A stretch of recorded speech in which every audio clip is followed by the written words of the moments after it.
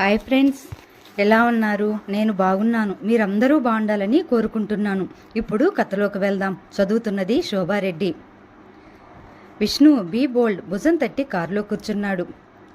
Car వెళ్లే వరకు అక్కడే నుంచున్నాడు. అతనికంతా అయోమయంగా ఉంది. ఏదో తెలియని దిగులు అతని మనసును కల్లోల పెట్టసాగింది. మెల్లగా ఇంట్లోకి వచ్చాడు. కాంతమ్మ, పుట్టింటివారు, సుమతి అత్తవారు, ఇంకా బంధువులు కూర్చుని ఏదో మాట్లాడుకుంటున్నారు. విష్ణును చూడగానే ఆపారు. అతను గమనించినట్టే వెళ్ళిపోయాడు. సుందరమ్మ పెద్ద కూతురు రాసిన ఉత్తరం కొడుక్కిచ్చింది. పిల్లలు బాగా చెడిపోయారట్రా, నీ భయం ఉంటే చదువుకుంటారేమో, పంపుతానని రాసింది. పిచ్చి సన్నాసి అన్నది. ఆమె చెప్పక పూర్వమే ఉత్తరంలోని విశేషాలు తెలిసాయి. మాట్లాడక పైకి వెళ్ళాడు. ఈ విషయంలో కూడా పిల్లాన్ని అడగాలి కాబోలు. వెనకాల ఆమె సనుక్కోవటం వినిపించింది. పైకి వెళ్ళాడు. సుజాత, సరళ ఏదో తీవ్రంగా వాదించుకుంటున్నారు. ఎన్ని అయినా సుజా సంసార రథానికి కళ్ళాలు బిగించేది మొగాడే. మొగాడు మృదువుగా ఉంటే ఆడది పతివ్రత అవ్వాలా? తీవ్రంగా అడిగింది. ఏమిటర్రా ఈ గోల? పెద్ద ఎక్కయ్య ఉత్తరం రాసింది. అమ్మ ఇప్పుడే ఇచ్చింది.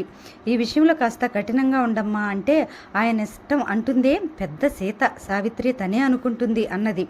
సుజా, ఎందుకమ్మా నీకు విషయాలు? ఎందుక? కనీసం నీ పిల్లలను అనాథాశ్రమం చేరకుండా కాపాడాలని. సుజా ఈసారి కోపంగా అరిచాడు. ఎందుకన్నయ్య అరుపులు? బాధగా అంది సుజాత గొంతు. పెద్దక్క పంపగానే పందానికి శ్యామక్క పంపుతుంది. వాళ్ళకయ్యే ఖర్చులు నిన్ను పైకి లేవనిస్తాయా? అది కాదు సుజా, అదంతా ప్రాధేయపడుతూ రాసింది కాదా అని. ఎలా రాయను? పెన్నుతో కాగితంపై అంది. నీకంతా ఆవేశమే. నాదే ఆవేశము. నువ్వు ఊరుకో. నాటకం నేను సరిపిస్తాను. వదినా, నీవు పతివ్రతవు కావాలంటే కాగితపై రాసిస్తాను. నీ మూర్ఖత్వం వదిలిపెట్టి కాస్త సంసారం సంగతులు పట్టించుకో. బాగుందమ్మా నీ కోపం, నవ్వింది సరళ. సుజాత మాటలకు ముచ్చటపడింది. ఈ ఇంట్లో నువ్వు మగపిల్లాడిపై పుట్టాల్సిందే అన్నది. ఇప్పుడేమైంది? రఘు నవ్వబోయాడు. చాలే నీ మస్కా, నేను చెప్పింది గుర్తుంచుకో. సుజాత హెచ్చరించి క్రిందికి వెళ్ళిపోయింది. సరు, ఏం భర్త గారు, మంచినీళ్ళు కావాలా? నవ్వును బిగబెట్టి అడిగింది. చీ, మీకందరికీ లోకువైపోయాను అన్నాడు. పోనీ కాఫీ తెస్తాను. క్రిందికి వచ్చింది. కోడలను చూస్తూ ముఖం చిట్లించింది సుందరమ్మ. కాలమమ్మ కాలం, ఒక్కనాడైనా ఎదురుపడి మాట్లాడి ఎరుగుదుమా? ఇప్పుడు మేడలెక్కి దిగదు. ఈ వంట అయినట్టే అన్నది. ఈ పూట అందరం పస్తులున్నాం, ఆరోగ్యానికి మంచిదే సుజాత అన్నది. నువ్వు మాట్లాడికే నాకు తిక్కరేగుతుంది. అయ్య లేడని నన్ను ఆడిస్తున్నావు. కట్నం లేకుండా ఎవడొస్తాడో చూస్తాను. పుట్టగానే చస్తే పేడాపోను. ఆమె మాటలు సాగుతుండగానే అందరికీ కాఫీ ఇచ్చి వంటకు ఉపక్రమించింది సరళ. ఓ సుజాతమ్మ తల్లి, ఏం కావాలమ్మా? అలా ముద్దులా కూర్చోబోతే పెద్దక్క ఉత్తరం రాయకూడదటే. సరే, ఉత్తరం పెన్ను తెచ్చుకొని బుద్ధిమంతురాలలా కూర్చుంది. ఏం రాయమంటావు? నా ఇల్లు నా ఇష్టం, ఎవరి అనుమతి దేనికి? ఇదంతా రాయనా? నోరు ముయ్యి. ఆ పిల్లలతో ఏం కష్టాలు పడుతుందో వెంటనే పిల్లలను పంపమని రాయి ప్రసన్నంగా అంది. అన్నయ్యకి ఇష్టమో లేదో వాడెవడే వద్దనటానికి? ఈ ఇంట్లో సంసారం నడిపేది అన్నయ్యే. ఏం మాయదారి కాలమే. మా కాలంలో అయిన వారిని కాని వారిని అట్టే పెట్టుకు చదివించాం. కాలం మాయదారిది కాదమ్మా, మనుషులే మాయదారివారు. నాకు గుర్తుంది, అత్తయ్య కొడుకు మన ఇంట్లో ఉన్నప్పుడు నాకు పెరుగు వేసి వాడికి మజ్జిగ వేసినా ఊరుకున్నాడు. ఇప్పుడు పిల్లలు ఊరుకుంటారా? నీ వితండవాదంతో చంపకే. నేను చెప్పింది రాయి. అలాగే. బుద్ధిమంతురాలిలా ఉత్తరం రాసింది. ప్రియమైన అక్కకు అంతా క్షేమం. నీ క్షేమం తెలిసి అమ్మ చాలా సంతోషించింది. ఇక్కడ అన్నయ్య తన పిల్లలనే చూసుకోడు, నీ పిల్లలేం చూస్తాడు? హాయిగా హాస్టల్లో చేర్పించు. ఇప్పుడు డబ్బు ముఖం చూసుకుని రేపు అనుకుంటే లాభం లేదు. ఇక పప్పన్నం తినాలని బావగారు ఉబలాటమా? వచ్చినప్పుడల్లా పంచపక్ష పరమాన్నాలే తింటున్నారుగా. ఇంకా ఎలాంటి శుభగడియ రాలేదు. అమ్మ అందరినీ అడిగానని చెప్పింది. ప్రేమతో చెల్లెలు సుజాత. అయిందమ్మా, పోస్ట్ చేయించు. అలా దేవాలయం వరకు వెళ్ళి వస్తాను. సుందరమ్మ వెళ్ళిపోయింది. ఏది చదువు అననందుకు తల్లిని మెచ్చుకుంది మనసులోనే. ఏమిటి మరదలమ్మ, ప్రేమలేక? చూడు, ఉత్తరం అందించింది. అది చూసి సరళ మొహం గంభీరంగా మారిపోయింది. ఇంట్లో తుఫాను రేగాలంటే ఉత్తరం పోస్ట్ చేయి. సరేలే, నీవు తెలివైన దానివి, అపోహపడ్డాను. చురచురా చూస్తూ లేచిపోయింది సుజాత. సరిగ్గా తండ్రి పోయి వారం రోజులవుతుంది. విష్ణువర్ధన్ క్యాలెండర్ వంక చూసి నిట్టూర్చాడు. కాలం ఎవరి కోసం ఆగదు. మాసిన గడ్డంతో పెద్దవాడిలా కనిపిస్తున్నాడు. ఎవరితోనూ మాట్లాడడం లేదు. అందరితో వెళ్ళి ఏదో భోజనం అయిందనిపిస్తున్నాడు. అతని తేనెటీగల్లా ఆలోచనలు చుట్టుముట్టాయి. ఒక్కగా ఉందని లాన్లోకి వచ్చాడు. అక్కడున్న కుర్చీలో కూర్చున్నాడు. పెద్ద గుమస్తా వెంకటయ్య వీరయ్య బయటికి వెళ్తున్నారు. సుబ్బయ్య గారు, చిత్తం అతను వచ్చాడు. రండి కూర్చోండి. ఎక్కడికో బయలుదేరారు. పెద్ద కర్మకు కావలసిన వస్తువులు తెస్తాము అంటూ లిస్టు చూపాడు. అది చూసి మతిపోయినంత పని అయింది. ఈ లిస్టు ఎవరిచ్చారు? అతని కనుబొమ్మలు ముడుచుకున్నాయి. సుశీలమ్మ, కమలమ్మ. ఇంకా ఏదైనా తక్కువ అనుకుంటే రాయించండి అన్నాడు వినయంగా. దీనికంతా ఎంత ఖర్చు అవుతుంది? 2000 దాకా అవ్వచ్చు. బ్యాంక్ అకౌంట్ నా పేరు ఉంది. డబ్బెవరిచ్చారు? ఎవ్వరూ ఇవ్వలేదు. ఖాతా ఉందిగా. లేచాడు విష్ణు. మరో 2 గంటలు ఆగి వెళ్దురు గాని. ఇక నుండి ఖాతా రాయవద్దు, నేను డబ్బిస్తాను. నాన్నగారు ఉన్నప్పటి నుండి అలాగే జరుగుతుంది. నాకు నాన్నగారికి ఒక తరం తేడా ఉందన్న సంగతి మర్చిపోవద్దు. ఈ సంగతి అమ్మకు తెలియాల్సిన అవసరం లేదు. నేను మరో లిస్టు ఇస్తాను, వాటి ప్రకారం తీసుకురండి. చిత్తం. వాళ్ళు అక్కడ ఉండగానే ఇంట్లోకి వెళ్ళాడు. 10 నిమిషాల తర్వాత ఉతికిన పైజామా లాల్చీ వేసుకుని వచ్చాడు. బయటకెళ్ళి అరగంటలో వచ్చాడు. ఇదిగో డబ్బు, అన్నీ సగం తగ్గించి తీసుకురండి.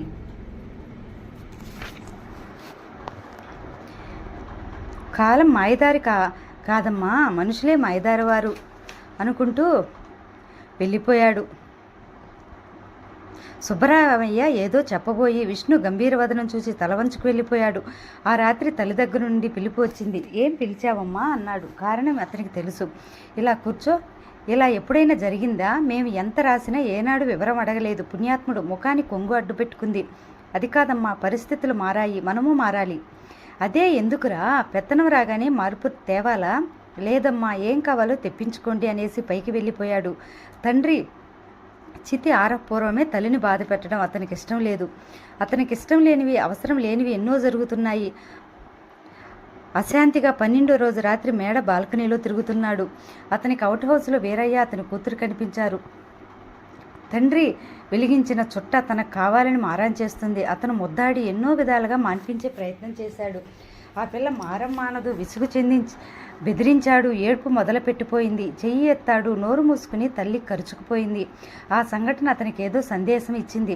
ఆ మర్నాడు అందరూ వెళ్ళిపోయారు. సుమతి అత్తగారి పరివారమంతా వచ్చారు. వెళ్ళడానికి సిద్ధమవుతున్నారు. సుమతికి మరో 15 రోజులుండి తన పుట్టింటి వైభవము ఆడపడుచులకు చూపాలని ఉంది. వెడదామంటున్నాం విష్ణు అన్నది అతను బలవంతం చేయాలని. మంచిదక్కయ్య, కర్మకు వచ్చి ఉండరాదంటారు. అదీ కాక బావగారు వెళ్ళిపోయారు, ఇబ్బంది పడతారేమో. సుమతి దిమ్మెరిపోయింది. తన తమ్ముడేనా? అరగంట తర్వాత తల్లి దగ్గర నుండి పిలుపు వచ్చింది. వెళ్ళి తల్లిని చూడలేక ముఖం పక్కకు తిప్పుకున్నాడు. లక్ష్మీదేవిలా కళకళలాడుతూ ఉండే కాంతమ్మ బోసిగా ఏమోగా కూర్చుంది. పిలిచావా అమ్మా? అవునురా, సుమతి వెళ్ళిపోతుందంట. వాళ్ళందరికీ రిజర్వేషన్ చేయించు. అవన్నీ నేను చూసుకుంటాను. నీవు నిశ్చింతగా ఉండమ్మా. వెనుదిరిగాడు. అది కాదురా, నీకు ఇంకా మర్యాదలు తెలియవు. నాకంతా తెలుసమ్మా. మనం పెళ్లి పేరంటాలకు పిలిచినాడు. అలాంటి మర్యాదలు చావుల దగ్గరికి ఏమిటమ్మా? తల్లిని వాదించే అవకాశం ఇవ్వకనే వెళ్ళిపోయాడు. ఎందుకండి నన్ను ఈ స్థితిలో వదిలిపోయారు? కుమిలి కుమిలి భర్తను తలుచుకుని ఏడ్చింది కాంతమ్మ. ప్రభా కళ్ళు ఒత్తుకుని కూతుర్ని పిలిచింది. ఏమ్మా? బీరువాలో డబ్బుంది, సుబ్బరామయ్యకి ఇచ్చి అక్కయ్య వాళ్ళకు టికెట్లు కొనమని చెప్పు. అలాగేనమ్మా. ప్రభ బీరువా దగ్గరికి వెళ్ళింది. అక్కయ్య, సుశీలమ్మ వచ్చింది. బావగారి మరణ వార్త వింటూనే అన్నయ్య బస్ ఎక్కాడట. ఓ 100 రూపాయలుంటే ఇస్తావా? తీసుకోమ్మా. ప్రభా, పిన్నికి 100 రూపాయలు ఇవ్వమ్మా. ప్రభ తల్లి చెప్పినట్టు చేసింది. మర్నాడు సుమతి పరివారంతో వెళ్ళిపోయింది. సుశీలమ్మ అన్న కుటుంబం వెళ్ళిపోయింది. అక్కయ్య, కమలమ్మ వచ్చింది. ఏమిటే, నెత్తిమీద నీడలేని దాన్ని నాకే స్వతంత్రమైన సిగ్గువిడిచి అడిగాను. కళ్ళు ఒత్తుకుంది. అసలు సంగతి ఏమిటే? సుశీలక్కకు 100 రూపాయలు వచ్చాయి. మా నాన్నను ప్రైవేట్ డాక్టర్కు చూపించడానికి డబ్బు లేదా? ఉస్మానయ్య వెళ్ళమన్నాడట. సుశీలకు వాడిది ఇవ్వలేదే. డబ్బు వివరాలు చూచాడో లేదో. చిన్న విధవ. అలా కోపం తెప్పించుకుంటే ఎలా? బీరువా తీసి 50 రూపాయలు కమలమ్మ చేతిలో పెట్టింది. ముఖం ప్రసన్నం చేసుకుని వెళ్ళిపోయింది. కాంతమ్మ లేచి బయటకు వచ్చింది. తన భర్త మరణానికి ఒగస్తూ కూర్చుంటే లోకానుభవం లేని విష్ణు అందరితో నిష్ఠూరాలు తెచ్చేలా ఉన్నాడు అనుకుని మనస్సు దృఢపరుచుకుంది. ఆపండి, ఇదే మా ఇల్లు, రఘు అన్నాడు. మీరు ఇలా జ్వరంతో పని చేయడం భావ్యం కాదండి. విష్ణు అతని వెనకగా చేయి చాచి తలుపు తీశాడు. ఉదయం బాగానే ఉన్నామండి. మీరు సమయానికి అక్కడికి రాబట్టి సరిపోయింది. దానిదేముంది, డాక్టర్ దగ్గరకు తప్పకుండా వెళ్ళండి. అలాగే, ఒక్కసారి ఇంట్లోకి వచ్చి కాఫీ తీసుకోపోండి. మరోసారి వస్తాను. మీరు వ్యాపారస్తులు, మరోసారి వస్తారనుకోను. ప్లీజ్ రండి, రఘు ప్రాధేయపూర్వకంగా అడిగాడు. సరే, మీరంతగా అంటుంటే కాదనటానికి మనసు రావటం లేదు. విష్ణు కారు దిగి తలుపు వేశాడు. ఒక్క మాట చెప్పండి, నేను రోడ్డు మీద స్పృహ తప్పానని మా ఇంట్లో అనకండి. అదేమిటి మీ ఆవిడ కాదండి, మా ఇంట్లో మారెమ్మ ఉంది, అందరినీ జడిపిస్తుంది. మారెమ్మ? అదేనండి మా చెల్లెలు. విష్ణు పక్కునవ్వాడు. రఘు కూడా శృతి కలిపాడు. అతను అనుకున్నాడు, ఆవిడ హిడింబిలా ఉండి చేతిలో గరిటితో వస్తుందని ఊహించాడు. ఇద్దరు ఇంటి ముందుకు సన్నగా పొడుగ్గా బంగారు తీగలాన్న యువతి అసర్గళంగా ఉపన్యసిస్తుంది. చూడు మా అమ్మగారు, నీటి ఎద్దడిగా ఉందని కుళాయి కట్టేశాను, డబ్బిచ్చాం, పోతే పోయాయి. అలా అంటే నేనేం చెప్పాలి? వస్తువులు వృధా చేయొద్దని మీరు మాకు చెప్పేది పోయి. సుజా, రఘు పిలవగానే చుటుక్కుని వెనదిరిగింది. కొత్త యువకుడిని చూసి లజ్జితురాలైంది. వాకిట్లో ఉన్న వారందరూ లోపలికి తప్పుకున్నారు. సుజాత వెనుక, రఘు, విష్ణు లోపలికి వెళ్ళారు. సుజా, ఇతను Vishnuvardhan, Ramaiah and brothers work shop proprietor. మా చెల్లి సుజాత. అంటే ఇందాక మీరు చెప్పిన మా? అవునవును, కంగారుగా అన్నాడు రఘు. ఇద్దరూ పరస్పరం నమస్కరించుకున్నారు. కూర్చోండి అని లోపలికి వెళ్ళింది సుజాత. ఒట్టి కాఫీ చాలు, పలహారం అంటే ఇప్పుడేం హడావిడి పడొద్దండి. ఆ దిగులు మీకేం అక్కర్లేదు. మా చెల్లెలు ఇలాంటి విషయాల్లో ఒట్టి పిసినారి. దాన్ని ఆర్థిక మంత్రిగా చేస్తే ఈ పాటికి దేశం బాగుపడేది అన్నాడు.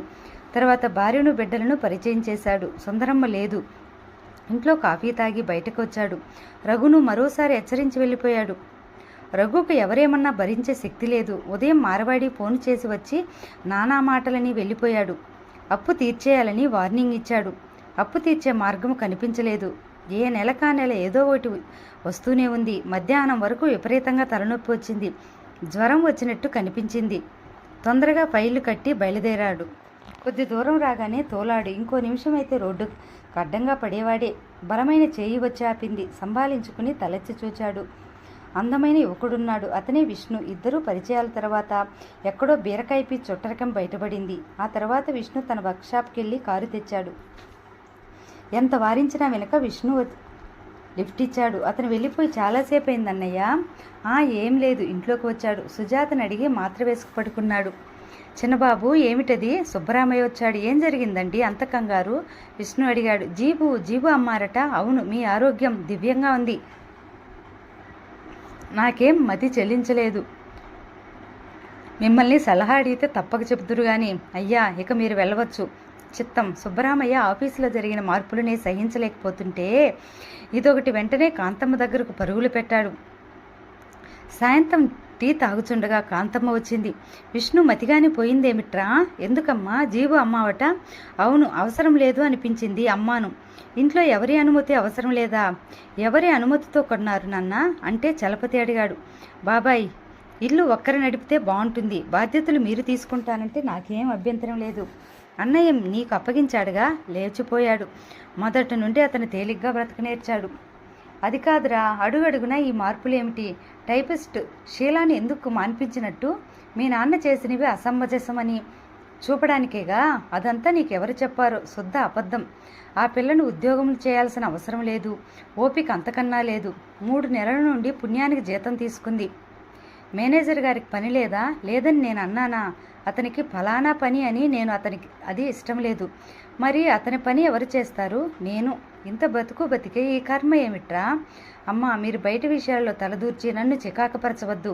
అలా ప్రతిసారి ఏదో ఒకటి అంటూ ఉంటే నేను వెళ్ళి ఎంకాం చేస్తాను, లేదా అంతా నా ఇష్ట ప్రకారమే జరగాలి అన్నాడు నిశ్చలంగా, దృఢ స్వరంతో. ఆమె మ్రాన్పడిపోయింది. మరి ఇంట్లో మాట ఏమిటి? మునయ్య వీరయ్యల్ని వ్యవసాయం చేయమన్నావట? సుశీలమ్మ అడిగింది. అంతేకాదు పిన్ని, రంగి చిట్టి పొలం దగ్గరే ఉంటారు. మంగమ్మ కన్నా మాత్రం ఇంట్లో ఉంటారు. మరి వంట పిల్లలు జడలు ఎవరేస్తారు? అమ్మ, అన్నీ నా నోటి మీదుగా చెప్పించి నన్ను దోషిగా చేయాలా? 3 స్త్రీలున్న ఇంట్లో వంట ఓ సమస్యనా?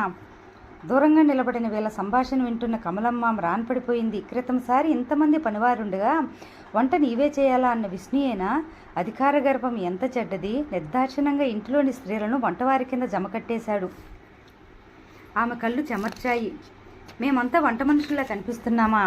సుశీలమ్మ ఉక్రోషంగా అడిగింది. పిన్ని, ఇక్కడ పరాయి వారెవరు లేరు. అంతా ఇంటివారమే. మనం పనులు మనం చేసుకుంటే తప్పేం లేదు. ఆడపిల్లలు రేపు ఒకింటికి వెళ్లాల్సిన వారు. అక్కడ పరిస్థితి మనకు తెలియదుగా. అన్నీ గారాలు నేర్పి జడలు వేసుకునే అవసరం రాకుండా పెంచుతారా? నేను చెప్పింది జరిగి తీరుతుంది. ఆజ్ఞాపించినట్టే అనేసి వెళ్ళిపోయాడు. చేతిలోని కప్పు అలాగే వదిలిపోయాడు.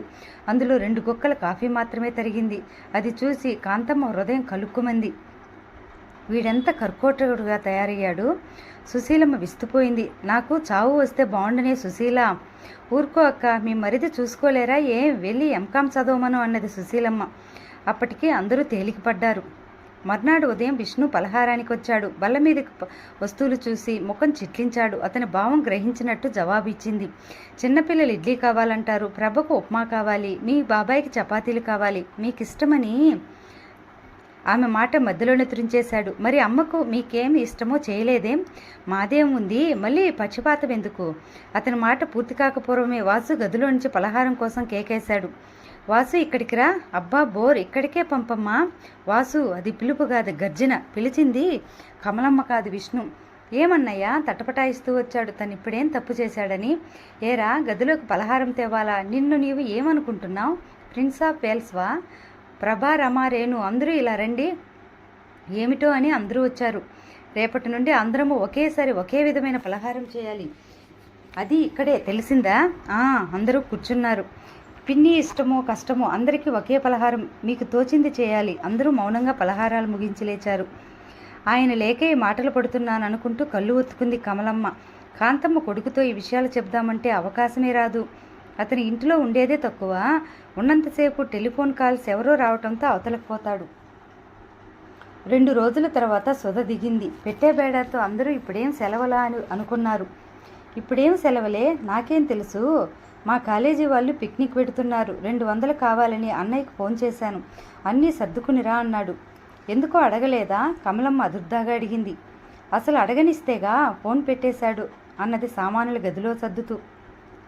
రంగి, చిట్టి, ఈ సామాన్లు కాస్త సర్దండే. సుధ కేకలు వేసింది. వాళ్ళంతా ఎక్కడున్నారమ్మా? పెదనాన్నతోనే ఈ ఇంటి డాబు దర్పం వెళ్ళిపోయాయి. కమలమ్మ నిట్టూర్చింది. అదేమిటమ్మా? ఆ కర్కోటకుడికి పెత్తనం వచ్చిందా? అంతా తారుమారైంది. కర్కోటకడా? వాడేవడే? ఉష్, నీకేం తెలియదు పెద్దన్నయ్య. రేణు గొనిగింది. ఊరుకో, అన్నయ్య వచ్చే వేలయింది, పదండే. స్టడీ రూమ్లోకి రమా రేణును తోసింది. ఈ మార్పేమిటో సుధకు అర్థం కాలేదు. స్నానం చేసి వచ్చింది. భోజనాల బల దగ్గర అందరినీ చూసి ఆశ్చర్యపోయింది. తను వెళ్ళి కూర్చుంది. ఎప్పుడొచ్చావు? విష్ణు పలకరింపుగా అడిగాడు. సాయంత్రం అన్నదే కానీ అతని గంభీర వదనం చూసి ఎందుకు పిలిచావు అని అడగలేకపోయింది. వడ్డిస్తూ కాంతమ్మే అడిగింది. ఏరా, సుధను అన్నీ సర్దుకుని రమ్మన్నావట?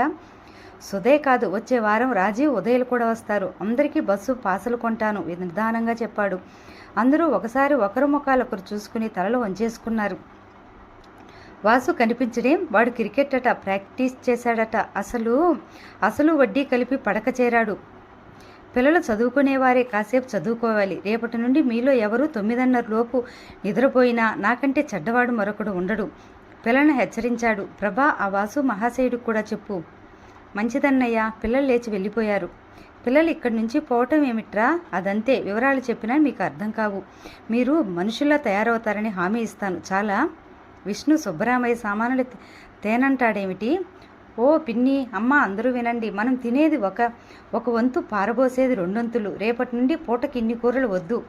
బాగుందయ్య వ్యవహారం. అన్నీ నేనే తింటున్నానేమిటి? ఎంత తింటావో తిను పిన్ని. నవ్వేడు. మీరు సవ్యంగా ఏదీ అర్థం చేసుకోరు. అది నా దురదృష్టం. నాదిరా, నాది అన్నది కాంతమ్మ అదేం గమనించలేనట్టు. అందరి భోజనాలు అయ్యాయి. మీరు 3 ఉన్నారు. ఎన్ని పదార్థాలు మిగిలిపోయినాయి? అవన్నీ పారబోయటమేగా. అరువు వస్తువులు బంద్. నా సంతకం లేని చీటీలు ఎవరు పంపినా నా బాధ్యత లేదు. అది కాదురా, అన్నయ్య పోగానే ఇన్ని ఆంక్షలు ఎందుకు? జీబు అమ్మావు, ఇల్లు అద్దెకిచ్చావు, చలపతి అడిగాడు. అవసరం ఉంది కనుకే బాధ్యత గలవాడిగా ఈ కుటుంబ క్షేమం కోరి అలా చేయాల్సి వచ్చింది. లేచి చేయి కడుక్కుని పైకిపోయాడు. ఆ వ్యవహారాలు మీరు చూడరాదండి. వాడు పేలపు గింజలా పేలిపోతున్నాడు, ఉక్రోషంగా అంది సుశీలమ్మ. నిజం చలపతి, కాంతమ్మ బలపరిచింది. అలాగే చూస్తాను, అదేం గొప్ప విషయమా అని ఆడవాళ్ళ దగ్గర బోరు విరిచిన మనిషి విష్ణు చూసిన దస్తావాలు, లెక్కలు, ఆదాయం, ఖర్చు చూస్తూనే హడలిపోయాడు. జన్మలో స్త్రీల మాట వినకూడదు అనుకున్నాడు. ఇదంతా నాకెందుకురా? ఏదో నీ తంటాలు నీవు పడు. ఈ ఆడవారికి ఎవరిదో భయం ఉండాలి అని క్రిందికొచ్చాడు. ఏమన్నాడు? సుశీలమ్మ అడిగింది. పెత్తనం తీసుకోమన్నాడు, కానీ 6 నెలల్లో హార్ట్అటాక్ వస్తుంది అన్నాడు. ఏమిటండి, వివరంగా చెప్పండి. అంత తెలివి లేదు నాకు సుశీల, నన్ను ఇలా బ్రతకనివ్వండి. అతని మాటలకు సుశీలమ్మకు పీకల దాకా కోపం వచ్చింది. దిగమింగి ఊరుకుంది. విష్ణుకు రోజు ఒక గండంలా ఉంది. అందరికీ శత్రువుగా మారాడు. ఇంటిలో పరిస్థితులు అదుపులోకి వచ్చాయి. తను కమిషన్ వ్యాపారం కొట్లో కూర్చుని ఫైలు చూస్తున్నాడు. అయ్యా, తమరి కోసం ఎవరో వచ్చారు, బయట ఉండే నైట్ వాచ్మెన్ చెప్పాడు. రమ్మను తల ఎత్తకనే జవాబిచ్చాడు. అతనికి మహా చికాకుగా ఉంది. సుబ్బరామయ్య వందలకు వందల ధాన్యం బస్తాలు కొన్నాడు. ధర బాగా పడిపోయింది. ఎంత లేదన్నా 6-7 వేల నష్టం వచ్చేలా ఉంది. నమస్తే సార్. ఎస్, నా వల్ల మీకేం సహాయం కావాలి? తలెత్తి ఆశ్చర్యంగా చూశాడు. ఆ వచ్చిన అమ్మాయి అంతకన్నా ఆశ్చర్యపోయింది. మీరు మీరు అన్నది తడబడుతూ. నేనేనండి. నా పేరు మీరు మర్చిపోయినా మీ పేరు నాకు గుర్తుంది. మారే. సారీ సుజాత. విష్ణు నవ్వు బిగబట్టి అన్నాడు. ఓ, మా అన్నతో వచ్చారు. పేరు నాకు గుర్తుకు రావటం లేదు. విష్ణువర్ధన్. కూర్చోండి, ఇప్పుడు చెప్పండి. ఆమె అతనికి ఎదురుగా కుర్చీలో కూర్చొని ముఖాన పట్టిన చెమటను ఒత్తుకుంది. మీరు చేసిన అడ్వర్టైజ్మెంట్ చూశాను. నేనా? మీరో మరెవరో ఈ సంస్థ ప్రొపరేటర్ టైపిస్ట్ కావాలని ప్రకటించారు. ఆమె పేపర్ చూసింది. విష్ణు ముఖంలో రంగులు మారాయి. బెల్ కొట్టాడు. ఇందాకటి వాచ్మెన్ వచ్చాడు. సుబ్బరామయ్య గారిని ఇలా పిలు. మరో 5 నిమిషాల్లో ఆయన వచ్చి విష్ణు ముందు చేతులు కట్టుకుని నిల్చున్నాడు. ఇది మనం ఇచ్చిన ప్రకటన కదూ? పేపర్లో ఎర్రగీత పెట్టిన స్థలం చూపించాడు. బాబుగారు, మరి వివరణ తర్వాత. మనం ఇచ్చిందేనా? చిత్తం, మీరు వెళ్ళొచ్చు. సుబ్బరామయ్య పిల్లిలా వెళ్ళిపోయాడు. సారీ మిస్ సుజాత, ఆ వేకెన్సీ ఫిలప్ అయింది. ఆఫీస్ స్టాఫ్కి తెలియదు, అందుకే ప్రకటన చేశారు. పర్వాలేదు, లేచి వెళ్ళిపోయింది. సాయంత్రం వరకు 25 మంది వచ్చి వెళ్లారు. విష్ణు కోపం తారస్థాయిని అందుకుంది. సుబ్బరామయ్యను దులిపేశాడు. క్షమించండి బాబు, ఒక టైపిస్ట్ పెడితే మరొకరి కోసం వెంటనే ప్రకటన చేయమని నాన్నగారు ఆజ్ఞ. ఆ టైపిస్ట్ వెళ్ళిపోతే ఆయన ఇప్పుడు లేడుగా. మీకు అవసరం కదా. అది నేను చూసుకుంటాను. ఇలా మరోసారి జరిగితే మీకు సెలవు పుచ్చుకోవాలి. అయ్యా, అంత మాట అనద్దు. అతన్ని పంపేశాడు. మనసంతా చికాకుగా ఉంది. కోటు భుజంపై వేసుకుని బయలుదేరాడు. అతను కారు వెళ్ళి ట్యాంక్ బండ్పై ఆగింది. దిగి ముందుకు వెళుతూ పక్కకు తిరిగి చూశాడు.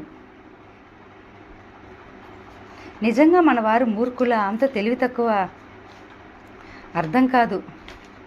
అప్పులు చేసి ఆడంబరాలు చూపకపోతేనే అన్నయ్యకి శాసించడం రాదు. అమ్మేదంటే అది అంటాడు. ఉద్యోగం దొరికితే ఓ ఏడాది పాటు చేసి అన్నయ్యను సహాయపడదామనుకుంటున్నాను. సుజాత గొంతు. అవన్నీ ఆలోచించుకే సినిమాకి వెళదాం పదా, మరో అమ్మాయి అంటుంది. సారీ, నా ట్రబుల్స్లో నీ సమయం పాడు చేశాను. అదేం లేదు సుజా. మరి మొన్నటి సంబంధం అక్కర్లేదని చెప్పాను. ఏది ఏమైనా కట్నం అనేవాడి నీడ కూడా భరించను. అయితే కన్యగానే మిగిలిపోతావు. మరేం పర్వాలేదు అని నువ్వు అనుకున్న లోకం అనుకోదు. అది చూద్దాం. నేను చేసి చూపాక కొందరైనా ఇన్స్పిరేషన్ వస్తుందేమో. ఇద్దరు ఇంకా మాట్లాడుతూ వెళ్ళిపోయారు. వారు దూరం అయ్యే వరకు అలాగే చూశాడు. మరో 2 అడుగులు వేసి షాక్ తగిలినట్టు నిలబడిపోయాడు. నా ఉత్తరం అందింది, వస్తావో రావో. ఇక వినలేక అక్కడ ఉండలేకపోయాడు. వెంటనే ఆ యువకుడిని 4 తన్ని యువతిని గొంతు నొక్కి హుస్సేన్ సాగర్లో పడేద్దామనుకున్నాడు. ఏమాత్రం గొడవ జరిగినా కుటుంబం బజారున పడుతుంది. అలాగే దూరంగా నిలబడి వారిని గమనించాడు. గంట తర్వాత చెరువు వైపు వెళ్లారు. అతను తన గుర్తే. ఓ సంవత్సరం తనకంటే సీనియర్, పెళ్ళి అయినవాడు. కోపం దిగమింగి ఇల్లు చేరి గబగబా క్రింద రూమ్ డ్రాయర్లు వెతికాడు. అతనికి కావలసిన దొరికాయి. భోజనం చేసి పైకి వెడుతూ విష్ణువర్ధన్, అమ్మా పిన్ని, భోజనాల తర్వాత పైకి రండి అన్నాడు. తలనొప్పిగా ఉందని సుశీల పడుకుంది. ఇద్దరు తోడికోడళ్లే హాల్లో ఉన్నారు. ముఖాలు చూసుకున్నారు. అతను చరచరా పైకి వెళ్ళిపోయాడు. రాజీవ్ వెధవగోల చేస్తే 10 రూపాయలు ఇచ్చానే. అందుకు కాదులే.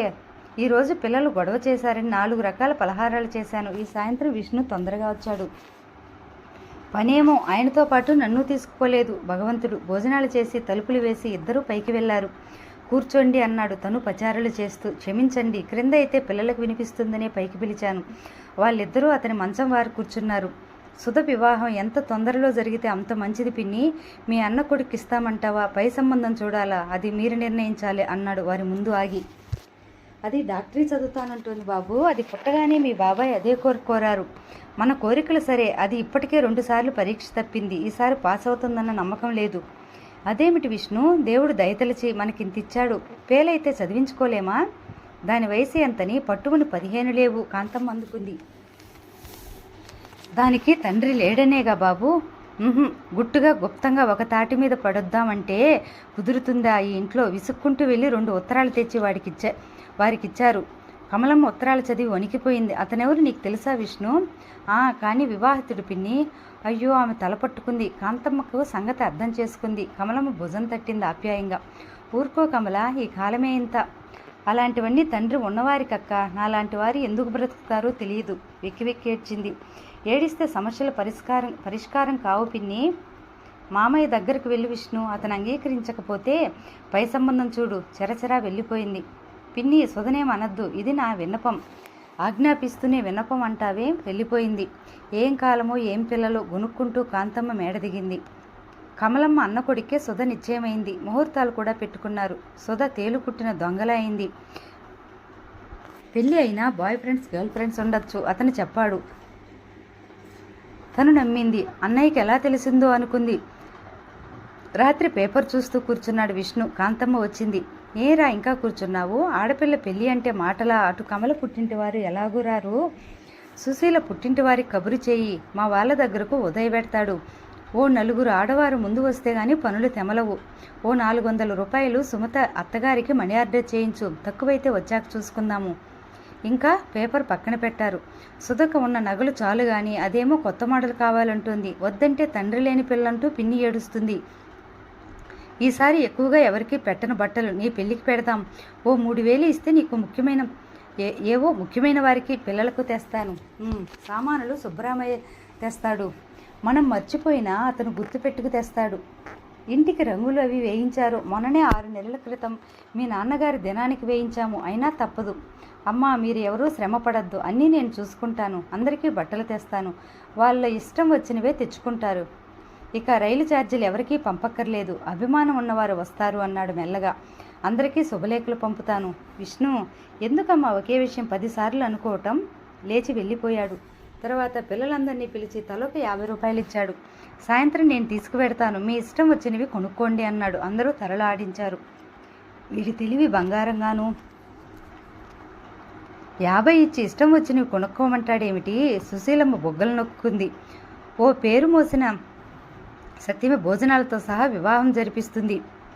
ఆహ్వానితుల సంఖ్య, పదార్థాలు చెప్పాలి. అదే సంతలో వివాహం జరిపించాడు విష్ణు. సత్రంలో 10,000 కట్నం అడిగితే ఇచ్చాడు. అటు నుండే అమ్మాయి వెళ్ళిపోయింది. వివాహం కాగానే బంధువులు వెళ్ళిపోయారు. సుమతి విఠల్ మిగిలారు. తండ్రి లేడనే కదా సత్రంలో పెళ్ళి. ఇదో పెళ్ళా? సుమతి వెళ్ళి ఎలా జరిగింది?